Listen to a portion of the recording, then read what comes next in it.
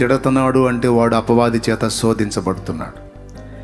ఒకడు మనల్ని దేవునికి యథార్థంగా ఉండొద్దు, యథార్థంగా ఉంటే కుదరదు, దేవునికి రివర్స్ అవ్వు అని మనతో మాట్లాడుతున్నాడంటే వాడు దయ్యం చేతే శోధించబడుతున్నాడు. 3, సావు. కొంతమంది భార్యలు భర్తలను అంటారు ఆవేశంలో. మామూలుగానేమో ఏమండి ఇదిగో ఓయ్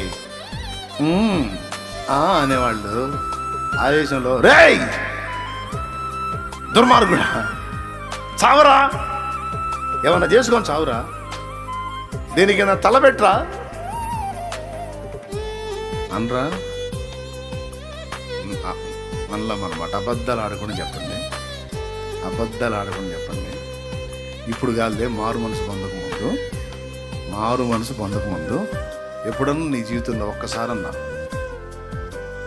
యథార్థవంతులు మీరు చేతులు ఎత్తితే అన్నోళ్ళు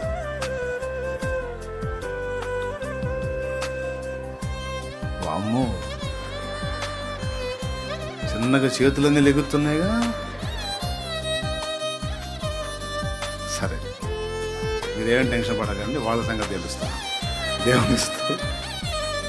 సహోదరులారా, మనలో అన్నమాట యథార్థంగా మారు మనసు లేనప్పుడు గతంలో అన్నావా ఏమని ఇక్కడ దాపురించేది నా కర్మకి, సావే సావు, కిరోసిన్ తెచ్చిచ్చేదా, తాడిచ్చేదా, వేసుకో చావు. సరే ఈ 2 కాకపోతే ఇంకో టైపులో అన్నావా లేదా?